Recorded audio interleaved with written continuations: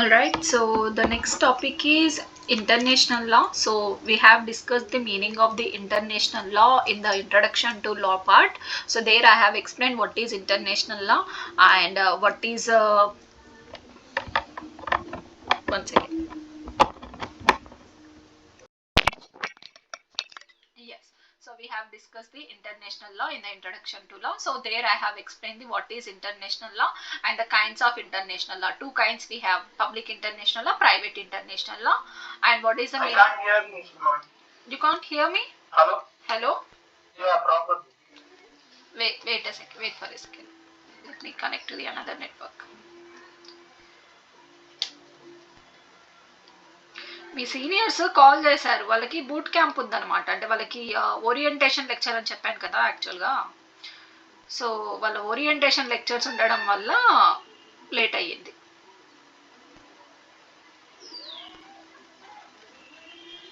Am I audible now?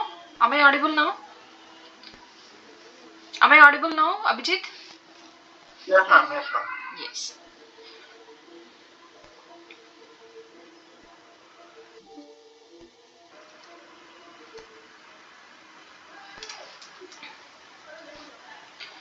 Yes, international law.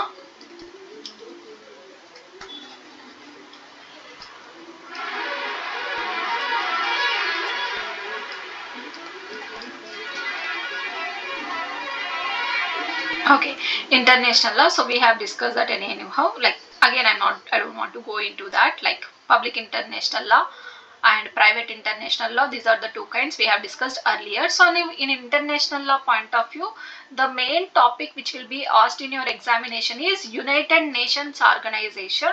So here in this also we don't want to go through in detail topic, only the basic one we have to know. That is what is United Nations, why it is framed, and when it is framed, I mean when it is came into the existence, and what are the organs of the international law, I mean what are the organs of the United Nations Organization, and what are other international organization. So other international organization and their headquarters we will study in the GK part.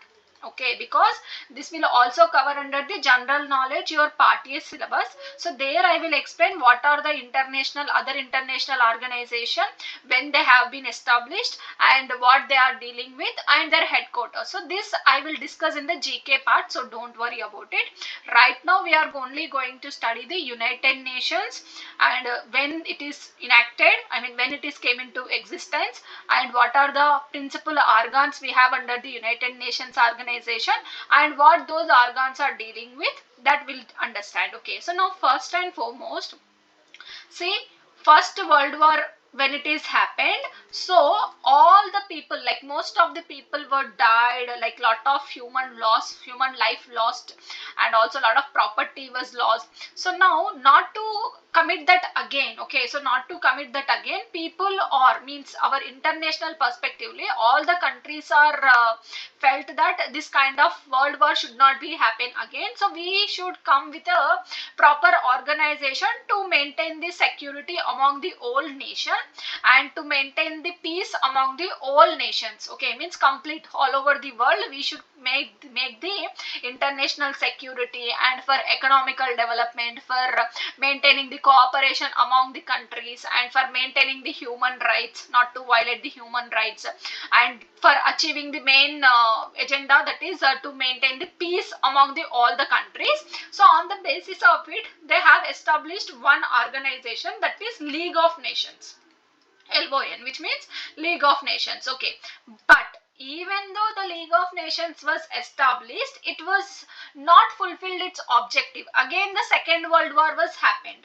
Okay, again the Second World War was happened, which means League of Nations was failed to fulfill its objective. It was failed to complete its objective. So that is a reason after Second World War, again the countries sat, especially the Great Britain and Commonwealth nations, and as well as some other 9 countries, they met in England, in London in 1941 for making a declaration for the peaceful and secured world. okay, for making a declaration over the for peaceful and secured world.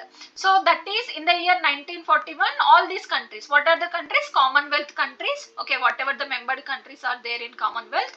So those Commonwealth countries, Great Britain and 9 other countries, all these sit together and they made a meeting in London 1941 for making a declaration for creating a peaceful world. Okay, so now on the basis of it, they made a charter, they made a declaration, that is Atlantic Charter. Okay, so on the basis of the Atlantic Charter, they made a declaration, so which is made by the President of America at that time, Franklin D, and Prime Minister of the Great Britain at that time, Winston Churchill. So these are the persons who wrote some principles, I mean who given some points in the declaration for promoting the economical cooperation among the countries in case of any problem and for making the peace at the international level. So on the basis of it, the international organization, means our United Nations organization, was came into existence in the year 1945. Okay, remember this, in the year 1945 United Nations organization was came into effective officially, okay, on October 24. Okay, on October 24, that is the reason on October 24 we will celebrate UN Day, okay, United Nations Day. This is also previously asked in your examination, when we will celebrate the United Nations, or else United Nations Day, or else when the United Nations organization came into existence. So that is October 24, 1945. Okay, after the resolution was passed by all the countries and after all the countries have been giving their signature over the declaration. So all these points are in detail are not needed. Only remember when it is declaration is made. In the year 1941 the declaration was made, and in 1942 all the countries have, means most of the countries have given their signature over the ratification, they have ratified, and again like after some time again almost all the countries, like almost 51 countries have signed over the declaration. So India is also one of the members. So India is also one of the first original 51 members of United Nations. So over that, like under India represented by the R Mudaliyar. Okay, so whatever the charter was framed for implementing or else for making the United Nations organization, over which from our India side, Indian representative who is Mudaliyar is a person who signed for joining into the United Nations organization. So with that, total in the beginning 51 countries are the members of the United Nations, and later like almost all the countries joined. As of now more than 198 countries are member of the United Nations. Okay, and that is what, see, I told you, no, like United Nations officially came into existence on October 24, 1945. That is the reason every year we will celebrate October 24 United Nations Day. And after that, the first meeting, means first session after United Nations organization came into existence, the first meeting of the General Assembly. General Assembly is a organ, we'll discuss about that later again when it comes to the organs. So the first session, first meeting of the United Nations was held in Westminster Hall in London. This is not important, but where it is held, that is in London, that is enough. And when it is held on January 10th, 1946, means after 1 year, after not even exactly after 1 year, like almost after 2 to 3 months, okay, 3 to 4 months, the first session was conducted in the London, and all the 51 countries, whatever the countries at the original time they have entered into the UNO, so all those countries have attended. And now the headquarters of UNO, this is important, where the headquarters of UNO is located. So that is in New York City, New York, United States of America. So the headquarters of the UNO is located in New York. Direct question they will ask, headquarters of UNO is located where? So that is in New York, United States. Okay, and here you have to remember this point, that United Nations flag is not subordinate to any other flag of the world. It's neither superior not subordinate. Okay, so you have to remember that like every country will have their own nation's flag. So United Nations flag is equivalent to the all the nations flag, and it is not subordinate. So that is only the one you have to remember. And what are there? it's not much important, but you can remember that, like it is, the emblem is consisting of global map which is projected with the north pole and twin olive branches, which is not important, but still you can just remember. And why the olive branches have made? Because the olive branches are symbolizing the peace, because United Nations organizations, we have made it for the purpose of the maintaining the peace and security only, no? So that's the reason the twin olive branches were mentioned under that, under the map, and as well as the global map is there under the flag, and as well as including the north pole. Okay, so that is the flag, not much important, but we are not sure, sometimes unimportant also they may ask, so that's the reason you can remember this point. And now, when the United Nations organization was constituted, so there are 90, there is a charter means, we know, right, like agreement, international agreement. So there is a United Charter is constituted with 19 chapters and 111 articles. Okay, so 111 articles we have under the UN Charter, and it is divided into the 19 chapters. So that is also not much important, but this is important. What are the official languages of the United Nations? So we have 6 official languages of the United Nations. Those are Chinese, English, French, Russian, Spanish and Arabic. Okay, so these are the official languages of the United Nations organization, which are adopted by the United Nations General Assembly in the year 1973. Arabic, okay, earlier only 5 were there, but later Arabic is also adopted. Arabic also accepted by the General Assembly of the United Nations organization in the year 1973, and same with the Security Council. Security Council is also an organ of the United Nations, so that was also adopted the Arabic as a language in the year 1982. But UN Secretariat, we will be having only 2 official languages, working languages. Those are English and French. Only English and French is established as a united languages, and later this Arabic, Chinese, Russian, Spanish, all these were added into the General Assembly and Economic Council, okay, and Security Council later. Okay, so this is a official languages. Direct question they will ask, which of the following is the official languages of the United Nations? So these are the official languages: Chinese, English, French, Russian, Spanish and Arabic. Okay, and now the main objectives. What are the objectives of the United Nations? So the main objective is that to protect our further generations, to protect our next generations from the war. So the way how the First World War is happened, the way how the Second World War is happened, such kind of war should not be happen again in the next generation, to save the next generations from the war. That is the main objective, to maintain the peace and security, and to maintain the fundamental rights of the people, and to maintain the human rights of the people. Every human being is having a right to life. Every person is having a right to equal right along with the their dignity, with the human life with the dignity, and also to maintain the international law as one of the source for the making the agreements, for making the treaties among the nations, for their good cooperation and all, and to promote the social progress among the all the nations. So that is the main objective of the United Nations, for development of the countries. All this will be main topics. Okay, and this purpose and principles are not important, you don't need to go in detail of that. Okay, and here members of the countries also you don't need to go.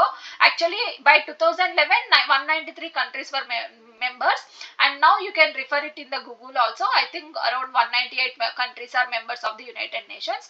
And here what are the countries, when they have adopted, this is not required, this is not important. Only remember when India joined the United Nations, that is in the year 1945. Okay, remember. Yeah. If any new country, like a fresh country, if any country want to become and want to set up the new nation, for example, ఇప్పుడు ఒక India నుంచి ఒక దేశం పక్కకి వెళ్ళిపోతుంది, ఆ దేశం దానికి సపరేట్ స్టేటస్ కావాలి అంటే దాన్ని యూనియన్ రికగ్నైజ్ చేయాల్సి ఉంటుందా, లేకపోతే వేరేలా ఉన్న? అది రికగ్నిషన్ అనేది, స్టేట్ రికగ్నిషన్ అనేది మీకు ఇంటర్నేషనల్ లాలో మీ 4th సెమిస్టర్లో చదువుకుంటారు. ఇప్పుడు ఇది చాలా పెద్ద టాపిక్. యాక్చువల్గా ఏంటంటే మనకి డిఫాక్టో రికగ్నిషన్ అండ్ డీజూ రికగ్నిషన్ అని 2 ఉంటాయి. సో ఆ రికగ్నిషన్ ద్వారా ఏంటంటే కొన్ని స్టేట్స్ అన్ని కలిపి రికగ్నైజ్ చేస్తాయి. లేదు అని అంటే ఆల్రెడీ ఎగ్జిస్టింగ్ ఉన్న కంట్రీనే ఫైనల్గా మళ్ళీ ఏంటి అంటే ఓకే ఇది ఆల్రెడీ ఒక కంట్రీ అని చెప్పేసి రికగ్నైజ్, అంటే 2 వేస్గా ఉంటుంది అనమాట. అది మీకు ఇప్పుడు ఎక్స్ప్లెయిన్ చేయాలి అంటే ఇట్స్ అ లెంతియెస్ట్ టాపిక్, కాబట్టి I'm not going into detail of that, but don't worry, you will read that in your LLB semester in your maybe fourth or third semester, I'm not sure, fourth or third semester లో international law ఉంటుంది, public international law. అక్కడ మీకు clear గా వస్తుంది, మీరు అడిగిన question కి perfect answer అక్కడ వస్తుంది, ఇన్ డీటెయిల్ గా చదువుకుంటారు. స్టేట్ రికగ్నిషన్ కోసం మనకి కొన్ని క్వాలిటీస్ ఉండాలి, ఆ క్వాలిటీస్ లో వన్ ఆఫ్ ది క్వాలిటీ ఏంటంటే టెరిటరీ ఉండాలి, పాపులేషన్ ఉండాలి, సావర్నిటీ ఉండాలి, and at the same time political organisation ఉండాలి. ఇవన్నీ ఉంటే అప్పుడు దాన్ని ఒక స్టేట్ గా రికగ్నైజ్ చేస్తారనమాట. దానికి మెథడ్స్ ఉంటాయన్నమాట, ఆ మెథడ్స్ అక్కడ చదువుకోండి. ఓకేనా? ఇప్పుడు ఇన్ డీటెయిల్ వద్దు, ఇప్పుడు వద్దు ఇన్ డీటెయిల్ అని, ఓకే, బట్ చదువుతారు మీరు, తర్వాత చదువుతారు, don't worry about it. Okay, so now what is important is India when it is entered into the UNO, that is in 1945, అదొకటి గుర్తుంచుకొని చాలు. And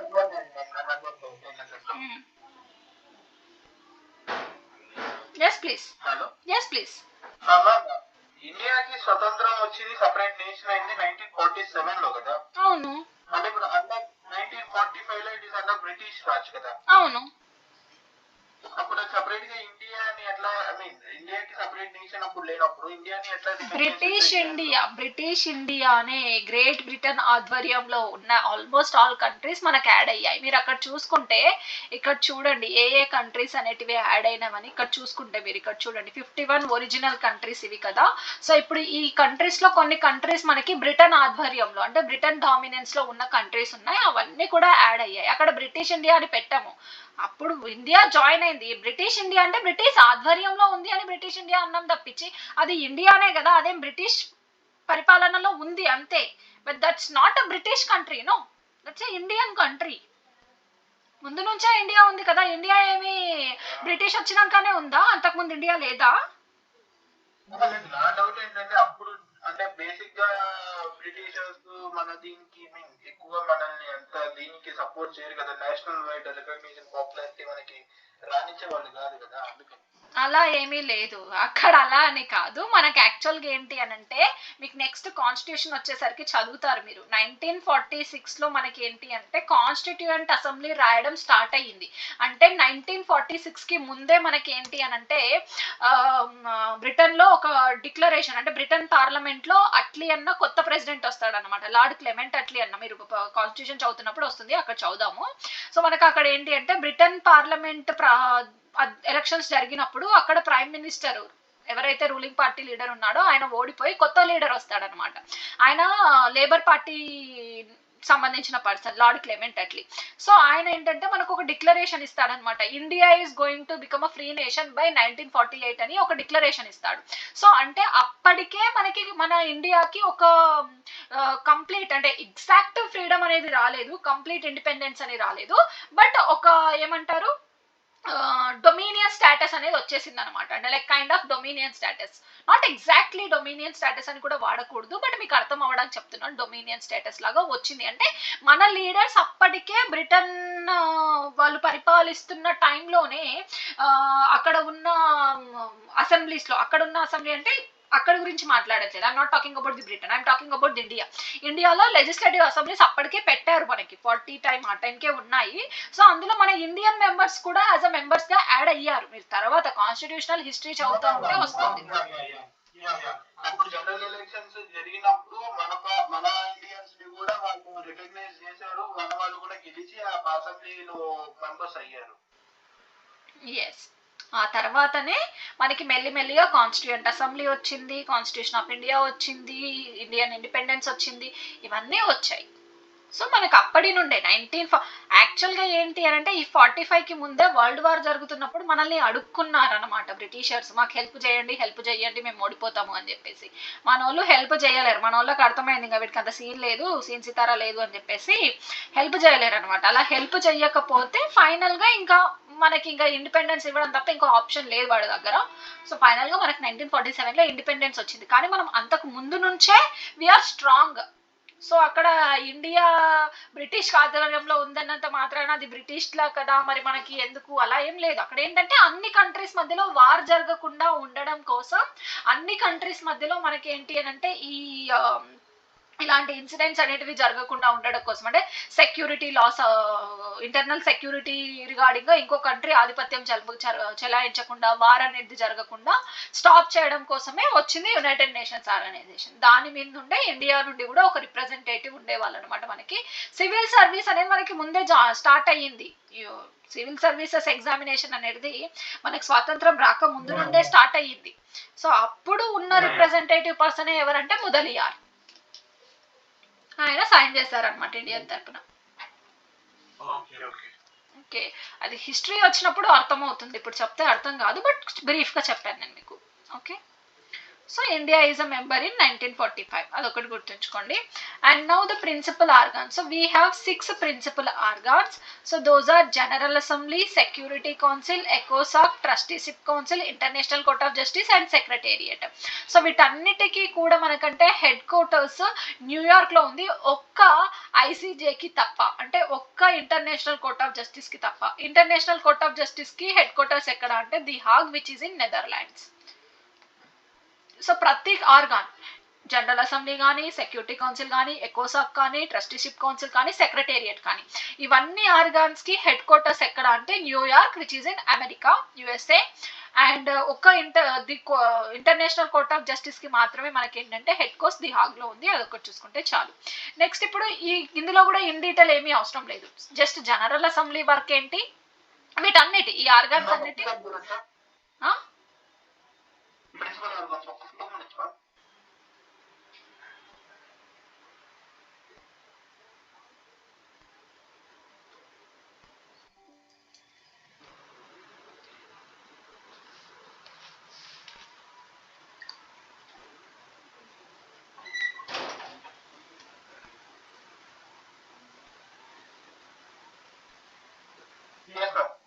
yes.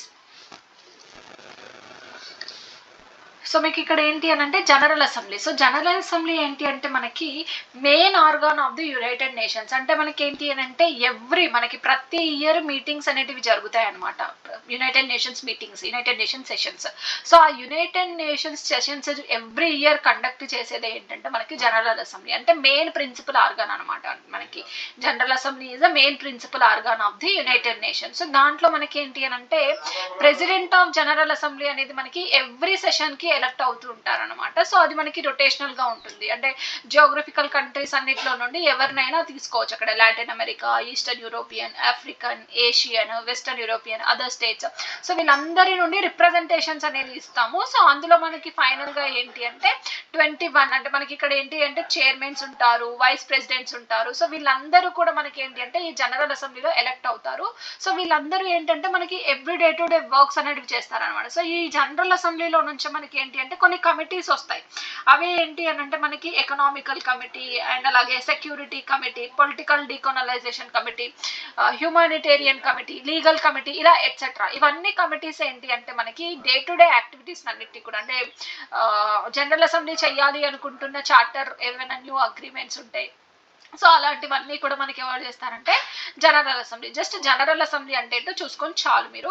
ఇక్కడ మీరు ఒక్క పాయింట్ ఏంటి అని అంటే ఈ జనరల్ అసెంబ్లీలోనే సబ్సిడరీ ఆర్గాన్, అంటే ఈ కమిటీస్ చెప్పాను కదా, ఈ కమిటీస్ బేసిస్ మీద కానీ, ఎస్పెషల్గా లీగల్ కమిటీ బేసిస్ మీద కానీ మనకు వచ్చింది ఏంటంటే ఇంటర్నేషనల్ లా కమిషన్, అలాగే United nations commission on international trade law. So ఇలా మనకి ఏంటంటే కొన్ని కమిటీస్, ఈ కమిటీస్ బేసిస్ మీదుగానే మనకు వచ్చినవి ఏంటి అని అంటే కమిషన్స్ అనమాట. అంటే జనరల్ అసెంబ్లీలోనే మళ్ళీ మనం దాన్ని డివైడ్ చేసాము, కమిటీస్ గా, కమిషన్స్ గా, బోర్డ్స్ గా, కౌన్సిల్స్ గా, ప్యానల్స్ గా, వర్కింగ్ గ్రూప్స్ గా, ఎట్సెట్రా.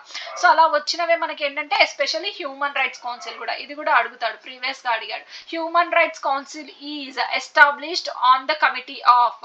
సో ఏ కమిటీ అని అంటే మనకి ఈ ఎకోసాక్ యొక్క కమిటీ. అంటే మనకి ఇక్కడ ఏంటి అని అంటే ఈ జనరల్ అసెంబ్లీ ఆధారంగా వచ్చిందే మనకి ఏంటంటే హ్యూమన్ రైట్స్ కౌన్సిల్. అదే ఏంటి అని అంటే ఇది ఎలా వర్క్ చేస్తుందంటే మనకి ఫంక్షనల్ కమిటీ ఆఫ్ ఎకోసాక్. ఎకోసాక్ అంటే economical cooperation and social council మనకి. సో దాని బేసిస్ మీదుగానే ఇక్కడ మీకు 4th ఆర్గాన్ ఉంది కదా, ఇది economic and social council.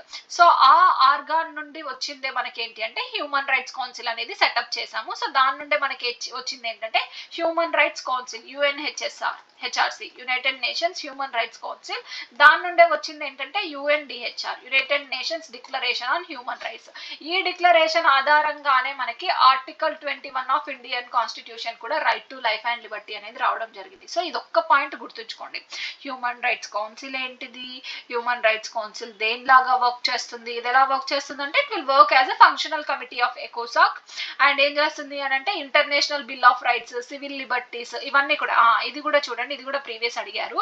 So human rights council ఏం చేస్తుంది, so it will prepare reports regarding and gives the suggestion on international bill of rights, civil liberties, status of women and other matters. ఇవి main. So అదొకటి గుర్తుంచుకుంటే చాలు. So మనకి general assembly ఒక resolution make చేసింది.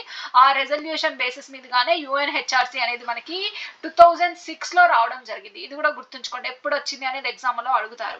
UNHRC was established in the year 2006 by General Assembly of the United Nations Organization, and UNHRC is a permanent council which is subsidiary to the United Nations General Assembly.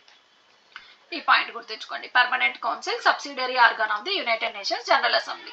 Okay, so దానికి కిందనే work చేస్తుంది కాబట్టి అదొకటి. దాని ద్వారా ఏంటి అని అంటే హ్యూమన్ రైట్స్ ని ఎవరు కూడా వైలేట్ చేయకుండా ఉండడం కోసం వర్క్ చేస్తుంది. అదొక్కటి గుర్తుంచుకుంటే చాలు, అది జనరల్ అసెంబ్లీ. నెక్స్ట్ ఏంటి అని అంటే మనకి security council. Security council is the main organ whose primary responsibility is to maintain the international peace and security. So international peace and సెక్యూరిటీని మెయిన్ గా చూసుకునే బాధ్యత ఎవరిది అని అంటే సెక్యూరిటీ కౌన్సిల్ కి. ఈ సెక్యూరిటీ కౌన్సిల్ లోని మనకి ఏంటి అంటే యుఎన్ చార్టర్ లోని ఆర్టికల్ 25 లో మనకి ఏంటి అంటే దీనికి కొన్ని పవర్స్ ఇచ్చారనమాట. అంటే ఎలా డెసిషన్స్ ని మేక్ చేస్తుంది, ఆ డెసిషన్స్ ని అదర్ కంట్రీస్ అన్ని కూడా ఎలా ఫాలో అవ్వాలి, అవన్నీ కూడా. సో అలా మనకి సెక్యూరిటీ కౌన్సిల్ ఏంటి అని అంటే మనకి మెయిన్ ఆర్గాన్ అంటే to maintain the international security and peace is under the hands of the security council. So దాంట్లో మనకి ఏంటి అని అంటే 10 నాన్ పర్మనెంట్ కంట్రీస్ ఉంటాయి అండ్ 5 పర్మనెంట్ మెంబర్ కంట్రీస్ ఉంటాయి అనమాట. సో 5 పర్మనెంట్ మెంబర్డ్ కంట్రీస్ ఎవరు అంటే China, France, Russia, UK and USA. ఇది గుర్తుంచుకోండి, డైరెక్ట్ క్వశ్చన్ అడుగుతారు, what are the 5 permanent membered countries of security council. So those are China, France, Russia, UK and USA.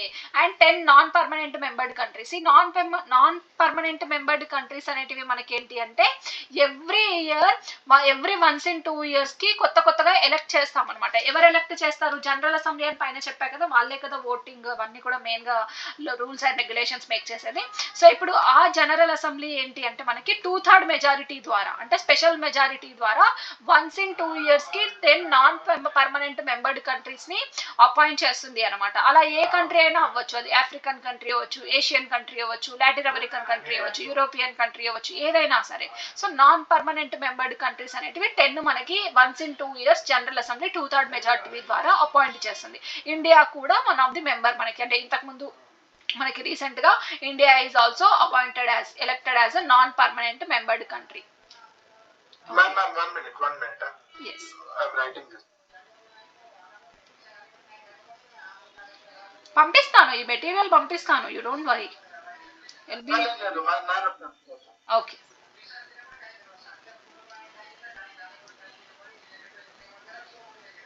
Okay, అంటే 5 permanent members వచ్చి China, France, Russia, UK, US.